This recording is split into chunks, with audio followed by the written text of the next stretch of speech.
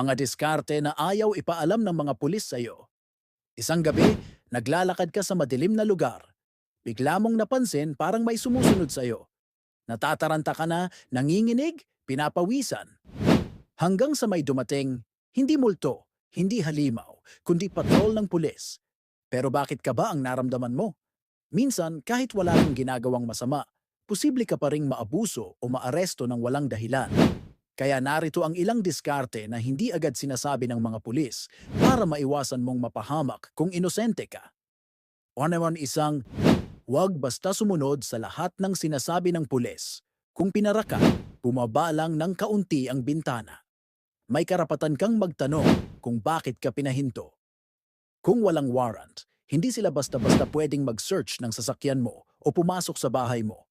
At oo, pwede mong i-video ang sitwasyon bilang proteksyon. Dalawa, maging magalang, hindi magagalitin. Kapag nainis ka at naging bastos, lalong lalala ang sitwasyon. Kahit alam mong wala kang kasalanan, panatilihing kalmado at magalang ang tono. Tandaan, respect begets respect. Number 3, huwag maging madaldal.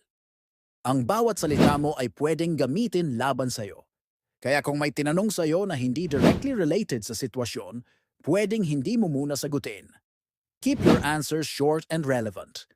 Number 4, alamin ang pagkakaiba ng interview at interrogation.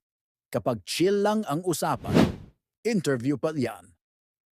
Pero kung pinipilit kang umamin o pinapaikot ka, interrogation na yan. Kapag ganito, pwede mo nang hilingin na makausap ang abogado mo. And 5. Off the record? Hindi totoo yan. Kapag sinabi nila off the record, huwag kang masyadong kampante. Lahat ng sabihin mo, pwede pa rin gamitin sa korte. Mas mainam minsan ang pananahimik.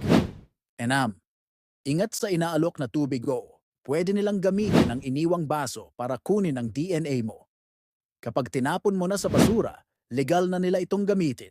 Kaya kung ayaw mong mag-iwan ng bakas, huwag uminom. Catcher 7. Pulis pwedeng magsinungaling.